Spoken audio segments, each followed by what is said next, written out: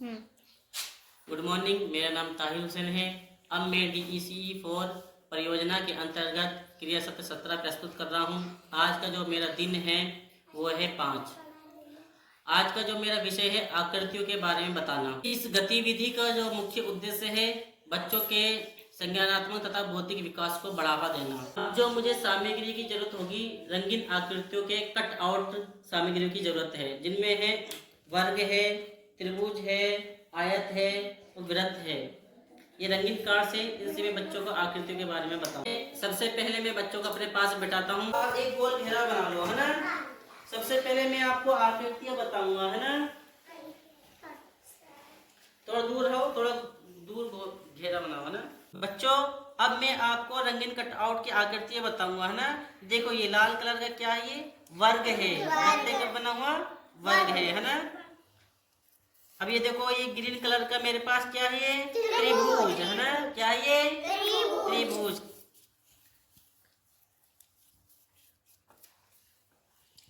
और ये नीला कलर का कैसा है, आयत है। क्या है ये मेरे पास, कौन सी आकृति है बेटा, ये आयत, है ना। और ये येलो कलर की कौन सी आकृति है मेरे पास, हाँ वृत्त है। क्या है, शाबाश, आपने सही बोला। ये कैसी आकृति है, गोल आकार है। कैसी है, गोल आकृति भी है ना, इसको हम वृत्त कहेंगे, है ना। चलो ठीक है, बताओ मेरे पास ये क्या है, गोल है। इसकी आकृति कैसी है, गोल है। कैसी है, गोल है। शाबाश, मतलब आपको आकृति के बारे में जानकारी है ना। बच्चों, मैं आपसे फिर एक बार और पूछता हूँ, है ना। बताओ सादिया, ये क्या है मेरे हाथ में, कौन सी आकृति है, वृत्त आकृति है ना। आकार में कैसी है, ये गोल है ना। शाबाश। सोएब बताए, ये मेरे पास कैसी आकृति है, वर्ग, है ना। कौन सी आयत है, वर्ग आकृति है ना। कौन से कलर की है, लाल कलर की है। सोएब ने बहुत अच्छा जवाब दिया कि मेरे पास वर्ग की आकृति है।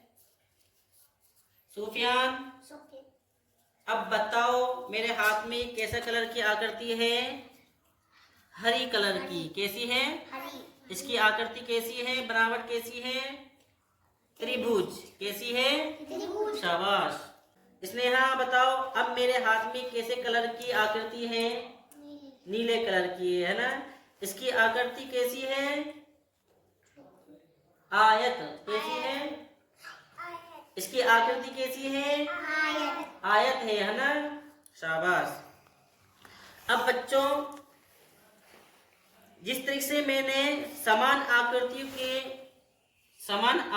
के आकार मैंने समान रखे हैं, ऐसे ही आपको समान आकृति के आकार रखने हैं, ठीक है ना। जैसे मैंने देखो वृत्त के आगे वृत्त रखा है, वर्ग के ऊपर वर्ग रखा है ना।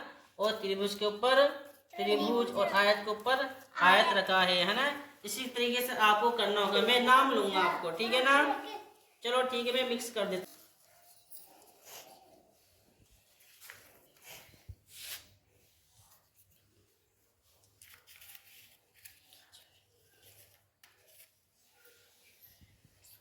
सोएब, वृत्त के ऊपर वृत्त ढूंढे, समान आकृतियों पर समान आकृति रखे इकट्ठा करके, है ना। शाबाश। शोएब, ये क्या है, वर्ग। Very good. अब अगली आकृति रखे समान आकृतियों पर। हाँ, ये कौन सी आकृति है, वृत्त है। Very good. अब अगली आकृति समान आकृतियों पर रखे।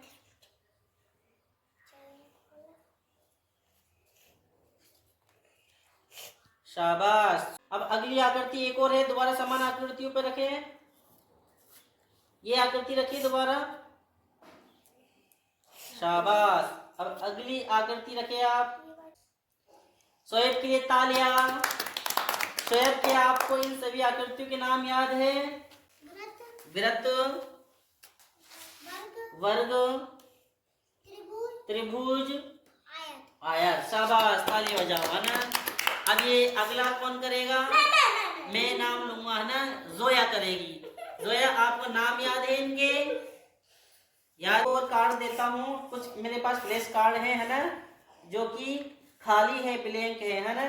आपको इन आकृतियों के ऊपर रंगीन आकृतियां जमाना है, ठीक है, और उनके नाम भी बताना होगा। सुफियान रेडी करें, समान आकृतियों की रंगीन कार्ड रखें।